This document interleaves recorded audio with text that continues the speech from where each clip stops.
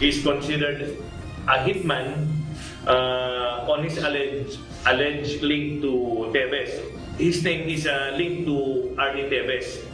And on whether he is included in the Gamo case, the PNP is still looking in all possible. Rest assured that the PNP organization are still looking for the possibility of this link to the Teveses. Napatay ng mga pulis ang isa umanong gunman ni suspended Negros Oriental Congressman Arnolfo Teves Jr. Ayon sa Negros Oriental Police Provincial Office, magsisilbi lang sana ng warrant of arrest kahapon ng mga pulis para sa mga kasong murder, illegal possession of firearms at paglabag sa Kamelak gun ban laban kay Alex Mayagma. Ngunit agad umano nitong tinutukan ng baril ang mga police officer.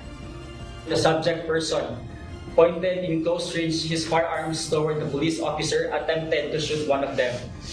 So sensing the danger, the police officer scuffled with the subject and was able to disarm the subject. However, the subject person attempted to pull another firearm while sitting in his sling bag to shoot the police operatives, prompting the latter to open fire to defend themselves. Nadala pa sa ospital ang suspect pero idineklara na ito ng mga doktor na dead on arrival.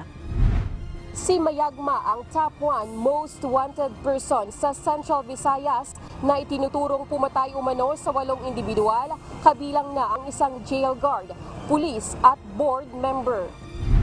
Isa rin umano siyang gun for hire ni Congressman R.D. Teves. Lumabas din ang pangalan ni Mayagma sa Senate hearing kung saan idinadawit siya sa nangyaring pamamaslang kay Negros Oriental Governor Roel Digamo at iba pang mga biktima.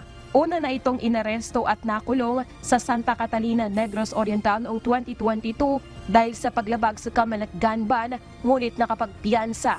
Samantala, ayon naman sa intelligence report ng pulis, nagkawatak-watak na ang grupo ni Mayagma dahil ang iba nagtatago na at tumakas na papunta sa Mindanao.